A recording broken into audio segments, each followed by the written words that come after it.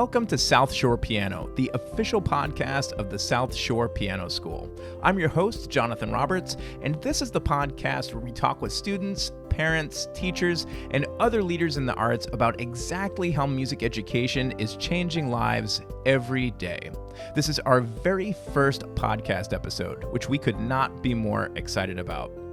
Most of us agree that music and the arts are great things for people to do, but we so rarely hear the stories of exactly how people are succeeding at this, how people are growing with this. So that's why we decided to start this podcast, so we could share those stories to inspire you on your own journey in the arts. Thanks so much for joining us on the adventure. Our first guest today is the one and only Travis Greenberg. Travis is 11 years old. He's been taking lessons with us for about a year and a half now. He's participated in a lot of recitals, probably about 8 or 9 recitals to date, and he's done astonishingly well with the Royal Conservatory of Music Certificate Program, currently working towards his Level 3, and we are thrilled to have him as our very first interviewee on the official podcast of the South Shore Piano School. Welcome, Travis. How are you today? I'm doing good. How are you? Good, great. So, Travis, like I was saying, we're all amazed at how well you've done in such a short time. You've played in, I think, like 8 or 9 recitals. You've done really well with this Royal Conservatory program. How do you think you've accomplished so much in such a short time?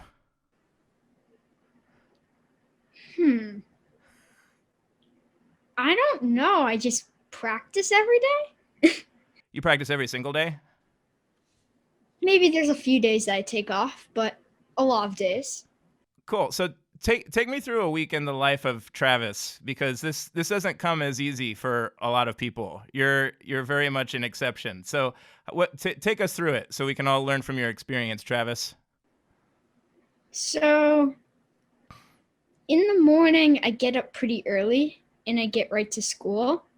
Mm-hmm. And sometimes through the day, I do piano. And I think the hardest part about learning a song is learning the song from the beginning, from scratch. But once you learn it, it's easier to make those little changes. Very cool. How early do you get up in the morning? 6. 6. Wow. And then it's straight to school. Yep. Do you have a set time that you practice each day, or does it fluctuate a little bit? It fluctuates a lot, actually.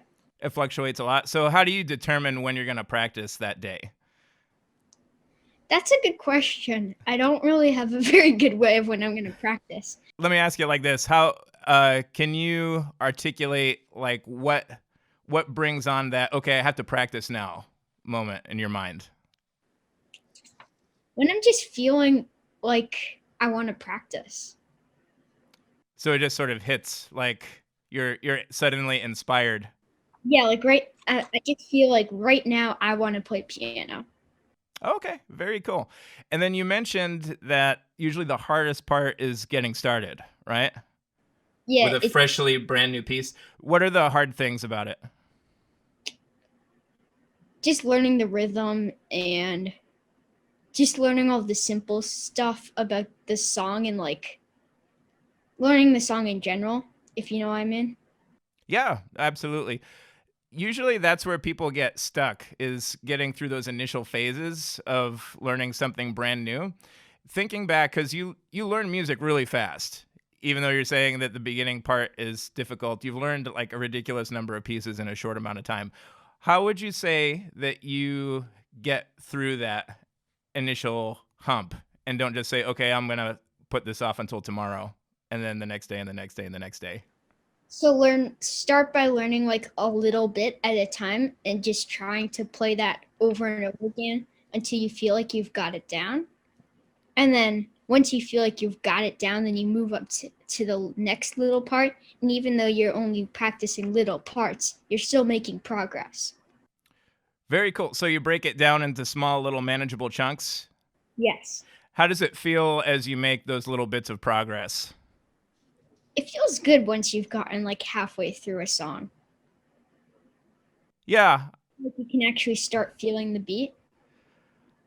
I agree with you there. So once you get into a groove and you're at the halfway point, it really feels like it starts to become more fun, right?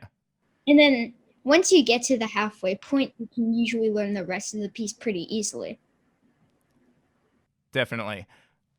So, Travis, I think of all the students I've had, you're the one who smiles the most. And you're just you seem to be a happy kid, like all the time. Are you always that happy when you practice too? I'm happy when I practice. You're happy when you practice? Okay, love it. Now, how do you handle challenges? Because we all have these little speed bumps. You mentioned the beginning of a piece usually. Let's say you get to the middle and there's like an unusually hard part. How do you manage that? Well, just try to practice maybe a little bit of that middle part and see once you've and then practice it a lot over and over and over again, and then get to the next little part of that hard section until once you've gotten all those little parts, then you've learned the hard part. Cool. So I guess it comes back to breaking it down, right? When in doubt, break it down. There's always some small amount that you can get reasonably quickly, even if it's just a couple beats, and then build up from there. Very cool. Well, Travis, in addition to an aspiring pianist, you are also a champion sailor. I have that correct, right? Yep. Can you tell us a little bit more about your sailing? Well, I started sailing pretty early in the season, which is a bit unusual for people who live this far north because it gets really cold. And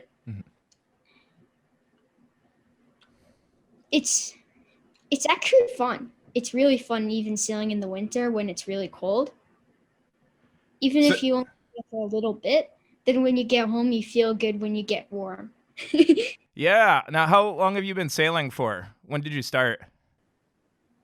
Well, I started sailing opties when I was 5, I think. I think I was 5, yeah.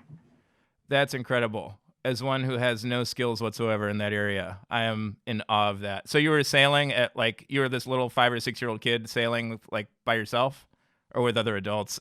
When I was 5, I was not a very good sailor. Did you fall a lot? Or I don't know. What happens with sailing challenges? Do you just fall in the water or just stop moving? I crashed into a couple of boats. Crash into a couple of boats? Oh my gosh. I'm just curious, was that scary at the time or is it kind of funny looking back on it now? It was actually kind of funny looking back. Awesome. No one really ever got that mad. Okay, that's always good.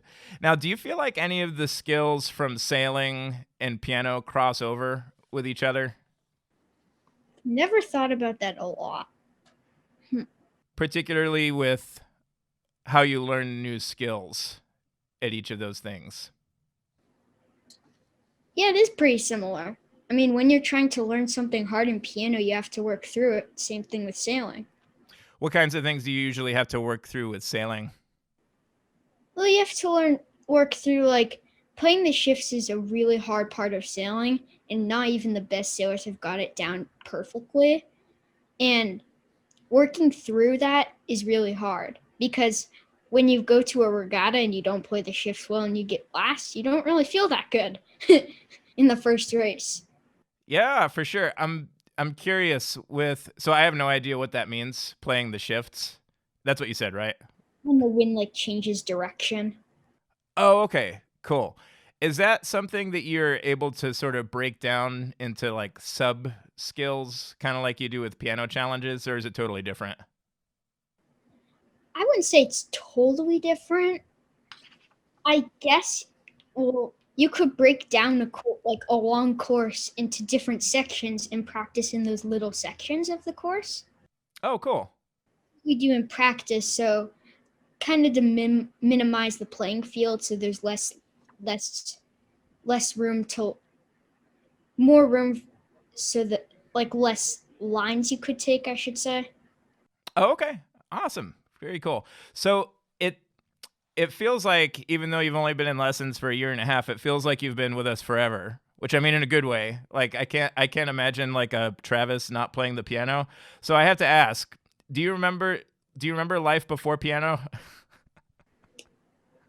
I remember a little bit. I was involved in music a little bit in life before piano, but it's kind of hard to think about, even though it's only like 2 years ago. For sure. Do you feel like it's become a very significant part of your life? So you mentioned being involved a little bit with music before. Do you recall any moments where you felt like this might be one of your things, even before piano? So in so like back in like second grade, second and third grade, we did recorder. We played recorder, and there's like this like recorder karate thing, like where like each time you learned like a piece, like you'd get a ribbon and it tie, and our music teacher would tie around the recorder, and the pieces got harder as it got on. And I did it. I played the recorder so often and tried. And once I got to the last tier, we like made up like all these other ribbons, and then we got into like a whole bunch of different songs. And that's kind of when I thought that music was going to be my thing. Very cool. So once again, I think it comes back to this. It sounds like incremental challenges that you just kind of dove in head first. Do I have that right? Cool.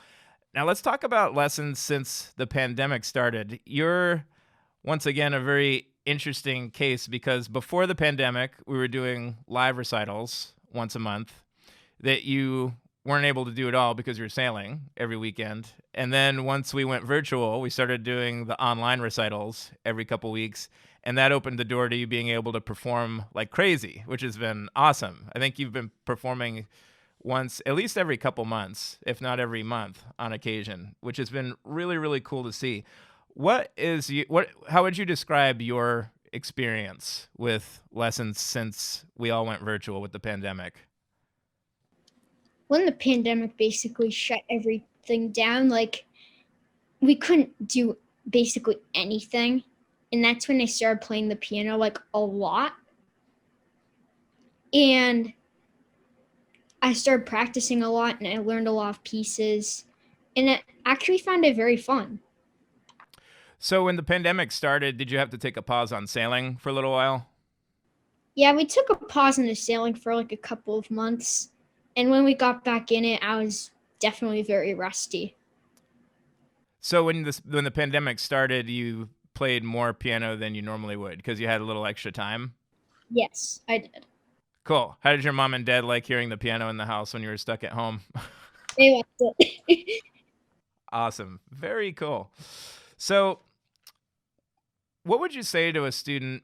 Because not everybody has this experience where they're just flying through stuff and they're getting the practice in every day. What would you say to a student who is having a challenging time with piano? What kinds of advice would you give to another fifth grader who isn't getting through or is having a little bit more trouble summoning the courage to dive into these challenges and break things down and stuff like that? Well, maybe don't play for super long every day when you first start playing, but still keep trying to break it down. Play for a good like 10 minutes a day.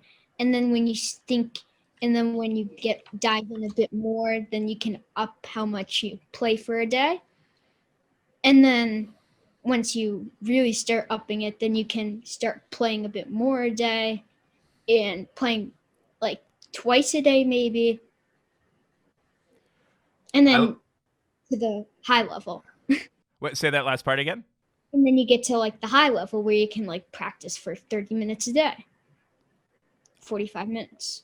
I like it. I love how you broke that down. And one thing that I'm really liking is this sort of theme that's coming out is it's all about breaking it down, right? Whether it's the challenge in your music or just the amount of time. If it feels like playing for 30 minutes or even 15 minutes is too much, just getting that consistency in every day. Would you say that's key? Yes. An analogy I often use is brushing your teeth. Like you'd never not brush your teeth for 6 days and then brush your teeth for 2 hours on the seventh day. Same thing with practicing. Exactly the same, maybe. What do you enjoy? What do you enjoy the most about piano? Mm, hearing the music, probably. Hearing your own music or hearing other people or both? Hearing my own music and hearing other people's music, that's probably what I like most. Awesome. Would you say it's had any other impacts on your overall personal development? I tend to hum music a lot. Oh, okay. So it's just a part of your being. Yeah, like when I start a new song, I just hum the song like on the lift and stuff. Very cool. Do other people notice? Ah, I don't really know. Cool. Awesome. All right. And the last question. Do you think, Travis, you are going to play the piano for life? Yes. Awesome. Love to hear it. Thank you so much for being our first ever interviewee on the first ever South Shore Piano podcast. Thank you for inviting me. Thank you to all of our listeners out there for joining us for the very first episode of South Shore Piano, the official podcast of the South Shore Piano School.